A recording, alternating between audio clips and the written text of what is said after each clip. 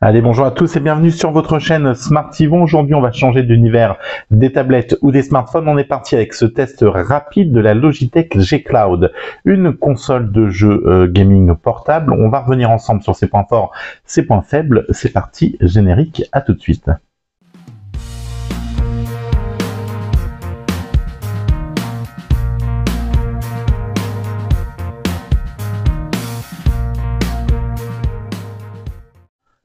Allez, bonjour à tous, merci, le générique est passé. On est donc avec la Logitech G Cloud, concurrente de loin et concurrente sur le papier, enfin non, concurrente de loin et loin d'être concurrente. Ouais, j'avais préparé une petite phrase et j'avais oublié. Cette Logitech G Cloud se veut venir empiéter un peu sur les plates-bandes du Steam Deck ou alors de la ROG Ally. Est-ce que cette console portable en a réellement les capacités? Qu'est-ce qu'elle a dans le ventre? On va y revenir. Il faut savoir qu'en termes de longueur, cette console fait 256,84 mm, c'est précis, j'ai moi-même mesuré, avec une largeur de 117,21 mm et enfin une hauteur de 32,95. On a à l'intérieur un processeur Qualcomm 720G propulsé à 8 cœurs de 2,3 GHz. Beaucoup de données techniques, clairement on est sur des specs de smartphone, faut se le dire, des specs de tablette. Mais l'ADN de cette Logitech, c'est qu'on est sur une tablette, une console, vous voyez, lapsus révélateur, on est sur une tablette console. Il faut dire qu'elle va donc tourner sur Google Play, sur le Play Store, que vous allez pouvoir jouer à vos jeux PUBG, Candy Crush, aller sur TikTok, vous servir de la vidéo YouTube. C'est une tablette boostée pour être une console de jeu portable. Et c'est là où c'est plutôt malin. C'est-à-dire que pour un tarif qui est un peu élevé, on est à 359 €, il faut quand même se le dire, on a une tablette boostée qui est plutôt pas mal et qui va vous permettre de jouer. Donc, elle est compatible, ce que je vous disais, Play Store, pas de souci, vous pouvez vous en servir comme une simple tablette, mais son intérêt, c'est quand même de pouvoir venir jouer à des jeux vidéo. La conception est plutôt bien faite, on est sur un plastique blanc, ça tombe sous le deux sens quand on la prend en main, c'est léger, c'est fiable, enfin, on n'a pas une sensation de cheapitude. Ça fait pas cheap, pour moi, vraiment, on est sur une console de jeu. Quand on l'a dans la main, ça équivaut en termes de qualité pour moi au Switch-like, etc. C'est même peut-être plus qualitatif. Hein.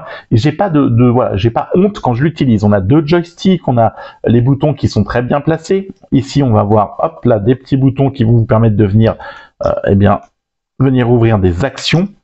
La croix multidirectionnelle. Le petit bouton ici qui va vous permettre de faire un peu comme Octopussy pour venir mettre directement sur les jeux Play Store, etc.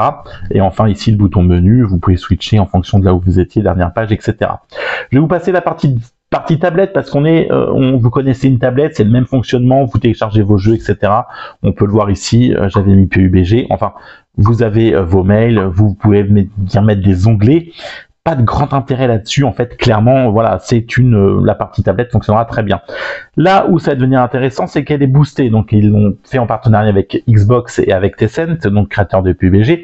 Vous allez pouvoir venir tourner sur le Xbox Game, vous allez pouvoir venir tourner sur le Xbox Game Replay, Remote ou je sais pas quoi, c'est-à-dire que vous jouez au jeu installé dans votre console directement via l'application qui est dédiée.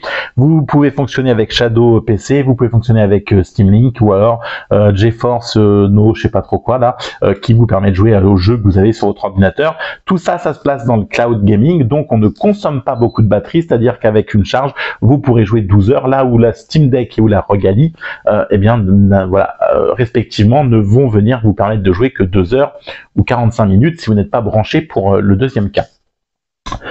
Donc voilà. Par contre, ça va nécessiter un abonnement. Là où voilà, il faut que vous abonniez au Xbox Cloud, il faut que vous abonniez à Steam. Enfin voilà, et tout ça, voilà, et tout va fonctionner sur le cloud gaming. Donc il faut que vous ayez une bonne connexion. J'ai essayé de faire un peu de parade en me disant je vais la connecter via la Wi-Fi de mon téléphone en déplacement ou quand je suis dehors. Et là, clairement, c'est une catastrophe.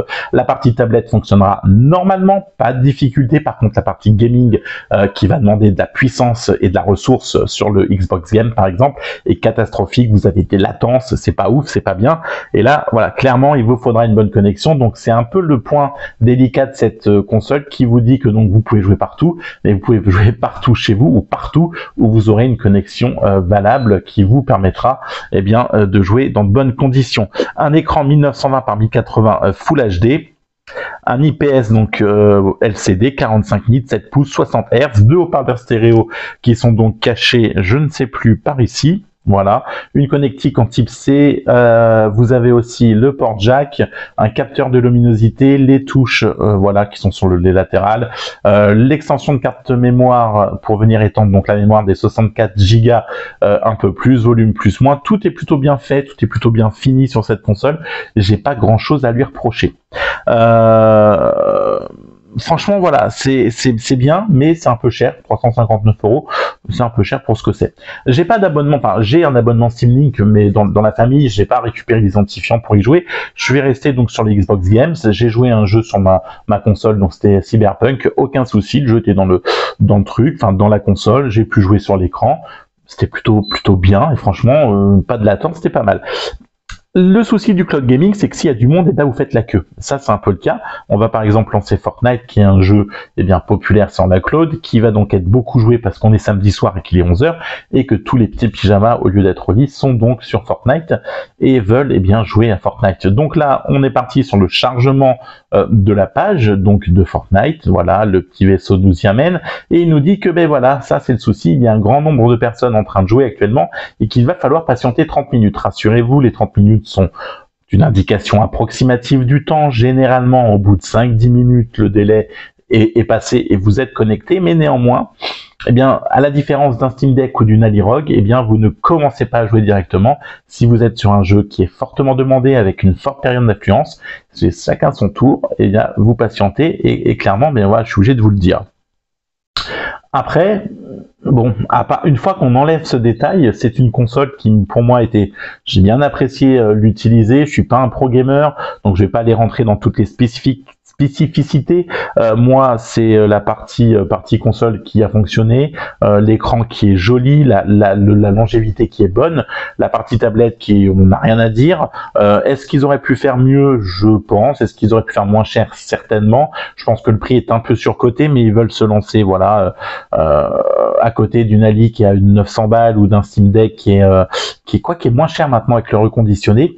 Voilà. Bon, faut savoir qu'on a déjà eu une baisse tarifaire maintenant au lieu des 359. Elle est annoncée à 319 selon les vendeurs. Si vous passez par Logitech, c'est toujours le même prix. Si vous allez sur Amazon, je crois, ou Darty, on est à 319 actuellement. Vous trouverez de bonnes offres sur le Bon Coin aussi, de gens qui ont décidé de s'en séparer, et vous pourrez pour 200 balles en trouver une.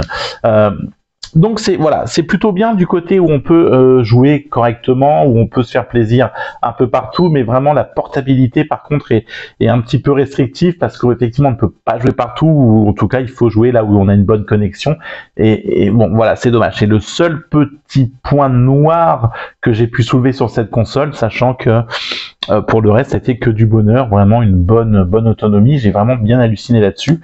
Voilà, c'était plutôt une bonne surprise.